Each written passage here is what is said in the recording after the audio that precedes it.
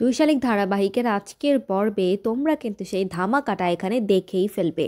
হ্যাঁ বন্ধুরা, এখানে বড়দিন উপলক্ষে যে একটা মেলা হচ্ছে, সেই মেলাতে কিন্তু আখি, দেবা, ঝিলিক, গৌরব এবং তাদের পুরো পরিবারই এসেছে। এবং এখানে কিন্তু আখি আর ঝিলিক এবার কেসটা খেয়েই যাবে।